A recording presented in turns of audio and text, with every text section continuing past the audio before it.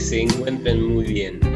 En el video de hoy vamos a trabajar sobre magnitudes escalares y vectoriales, especialmente vectores. En los videos anteriores estuvimos trabajando sobre el concepto de magnitud y habíamos definido que la magnitud era una propiedad o atributo de un cuerpo, sustancia o sistema que se puede medir. Decíamos también que medir era comparar una magnitud con otra cantidad fija que se toma como unidad de medida. Y realizado este proceso de medición, podemos cuantificar esa magnitud mediante un valor numérico y su unidad respectiva. Y de este valor numérico que tomaba una magnitud, lo llamábamos cantidad física. Algunas cantidades físicas se pueden describir o comprender completamente con un número y una unidad. Por ejemplo, el volumen. Si yo digo que el volumen de la lata de pintura es 500 centímetros cúbicos, todos entendemos o comprendemos de qué volumen estoy hablando. En cambio, existen otras cantidades físicas que tienen propiedades numéricas y direccionales. Por ejemplo, si aplicamos una fuerza sobre un cuerpo, esta fuerza va a producir distintos efectos según la dirección y el sentido en que la apliquemos, más allá de su intensidad. En la imagen observamos un chico que aplica una fuerza sobre una silla. En el primero de los casos la está levantando, en el segundo la empuja hacia un lado, en el otro la empuja o la tira hacia el otro. Observamos que la misma fuerza produce distintos efectos según la dirección y el sentido en que ha sido aplicada. Estas primeras magnitudes que se describen o se comprenden completamente con un número y una unidad, se denominan magnitudes escalares. En cambio, estas otras, que además de un número y una unidad, necesitan una dirección y un sentido, se las llama magnitudes vectoriales. Entonces, tenemos magnitudes que quedan completamente determinadas mediante un valor numérico y una unidad adecuada, y magnitudes que para ser determinadas o para ser explicadas necesitan un número y unidad, dirección y sentido. Estas primeras se conocen como magnitudes escalares. En cambio, las que necesitan, además del número y unidad, dirección y sentido, se las denomina magnitudes vectoriales. Veamos algunos ejemplos. La masa, la temperatura, la longitud, la densidad, el volumen, son ejemplos de magnitudes escalares. Mientras tanto, por ejemplo, la velocidad, la fuerza aplicada, la aceleración, son ejemplos de magnitudes vectoriales. Las magnitudes escalares se representan, como ya dijimos, mediante un número, un escalar y su unidad respectiva, salvo que la magnitud sea dimensional. Y las magnitudes vectoriales se representan mediante un vector. Veamos entonces qué es un vector. Geométricamente, un vector es un segmento de recta orientado que permite representar magnitudes vectoriales.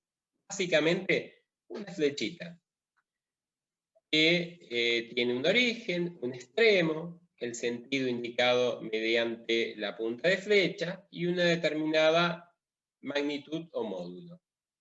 Es decir, los elementos de un vector son el módulo magnitud, que queda especificado por su longitud, y que esa longitud representa en una escala que yo he elegido, una escala que he determinado de antemano, el módulo de la cantidad física.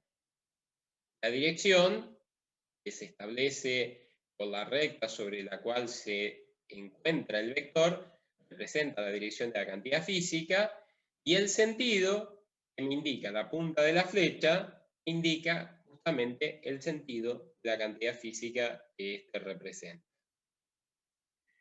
Una magnitud vectorial que vamos a trabajar mucho en física es el desplazamiento. El desplazamiento es simplemente un cambio de la posición de un punto o de una partícula o un cuerpo. Se encuentra en una posición 1 y pasa a una posición 2. El vector que va desde la posición 1 hacia la posición 2 es el vector de desplazamiento. Entonces, el desplazamiento es una cantidad vectorial, porque no solamente tenemos que informar o decir cuánto se mueve, sino también hacia dónde. Si nosotros realizamos un camino cerrado, el desplazamiento total es 0. Para representar una cantidad vectorial, generalmente utilizamos una letra con una flecha arriba. Algunos autores utilizan letras negritas para diferenciarla de las cantidades escalares, o letra negrita y la flecha encima. Cuando queremos referirnos a la magnitud o módulo de esa cantidad vectorial, usamos la misma letra, pero sin la flecha encima. O bien, utilizamos dos barras verticales. Nosotros, para ubicar los vectores en el plano o en el espacio, utilizamos sistemas de coordenadas. Un sistema muy utilizado es el sistema de coordenadas rectangulares o cartesianas. ¿Sí? Un sistema formado por la intersección de dos rectas perpendiculares, cuyo punto de intersección es el origen, y el eje horizontal o eje de abscisas, que habitualmente lo designamos con X, y el eje vertical o eje de ordenadas, que habitualmente le asignamos Y. En 3 dimensiones agregamos un eje más, el eje Z. Otro sistema de coordenadas que se utiliza para representar vectores es el sistema de coordenadas polares. El sistema de coordenadas polares consta de un solo eje, que es el equivalente al eje X en el sistema cartesiano, y un vector en este sistema se lo ubica o se lo determina dando su módulo o magnitud y el ángulo que forma con este eje. Cuando un vector está ubicado en un sistema de coordenadas cartesiana, si nosotros trazamos rectas paralelas a los ejes que pasen por el extremo del vector, intersectan estas rectas a los ejes X y Y respectivamente en estos valores que hemos acá indicado como A sub X, A sub Y, que son las componentes del vector que hemos representado. Esas componentes, si utilizamos conceptos de trigonometría, se pueden calcular. En este caso, la componente X, que es la que se encuentra adyacente al ángulo, se puede calcular utilizando el módulo del vector por el coseno del ángulo. Y la componente A sub I se puede calcular multiplicando el módulo del vector por el seno del ángulo. No tenemos que confundir componentes con vectores componentes. Componentes eran los valores numéricos que teníamos acá en la intersección de la recta paralela al eje Y y la recta paralela al eje X que pasa por el extremo. Pero el vector que va desde el origen hasta ese punto se llama vector componente, ¿sí? Son los vectores componentes del vector dado.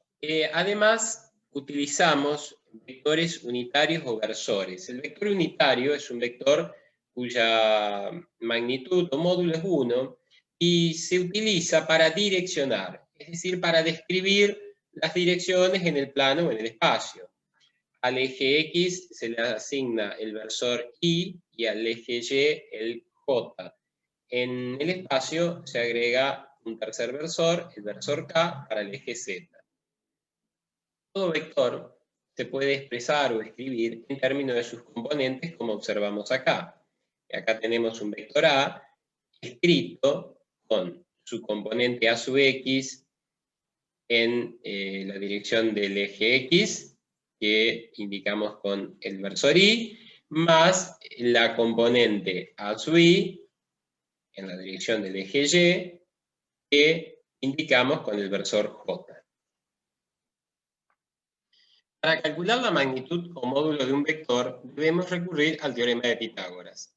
Nosotros recordamos que cuando tenemos un triángulo rectángulo, como este triángulo que se forma entre el vector y los vectores componentes, podemos aplicar el teorema de Pitágoras, que nos dice que el cuadrado de la hipotenusa es igual a la suma de los cuadrados de los catetos.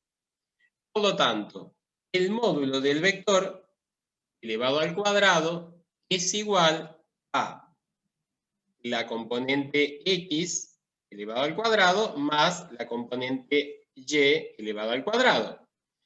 Aplicando raíz cuadrada en ambos miembros, obtenemos esta expresión, que es la expresión que nos permite calcular el módulo del vector. Para calcular la dirección, que es justamente el ángulo que forma el vector con el semieje positivo de X, aplicamos trigonometría. La tangente del ángulo que forma el vector con el semieje X positivo es igual a cateto opuesto sobre cateto adyacente. Por lo tanto, si queremos calcular el ángulo que forma el vector con el semieje X positivo, será el arco tangente de la componente Y sobre la componente X. Generalmente se refiere este ángulo siempre al semieje X positivo. Con esto finalizamos este video. Por la atención dispensada, muchísimas gracias. Hasta un próximo encuentro.